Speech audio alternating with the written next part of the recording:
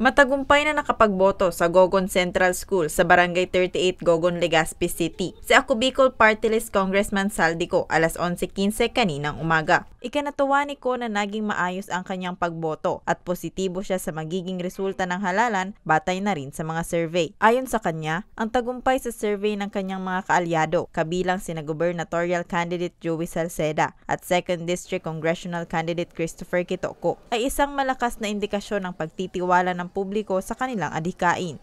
We're expecting, lalo na on the last, itong May 2 to 5 na survey, it seems na going up din so mga opponent going down. So we expect yung last 4 days or 5 days, mas tataas pa yung boto nila based on the last survey ng SWS. Pangunahing focus din umano ng partido ang pagtugon sa mga pangangailangan ng mga Bicolano, kabilang ng pagtutok sa mga isyong gaya ng madalas na brownout, limitadong akses sa healthcare, kakulangan sa malinis na tubig sa mga liblib na lugar at ang mataas na antas ng unemployment.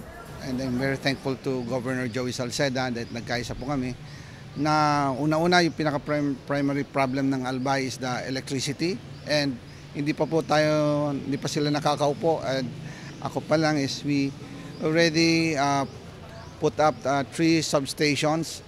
Yung isa, in-inaugurate na natin. Number 2 is the water, electricity. Yung tubig.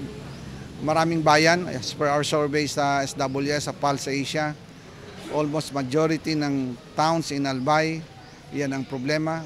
Walang matinong tubig. Number 3, yung trabaho, which kailangan marami tayong turista na dumating. Para magkaroon ng maraming turista, kailangan meron tayong matinong kuryente, matinong tubig, and the world-class hospital.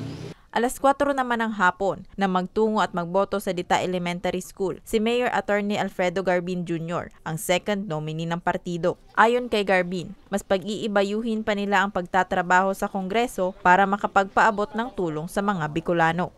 And therefore, napaka-importante na talagang we should vote for a candidate who has this vision, who has these plans for the locality, and for those who are in the national position, those who can bring progress to our locality. And maswerte ako dahil meron akong katulong na Ako Bicol Party List.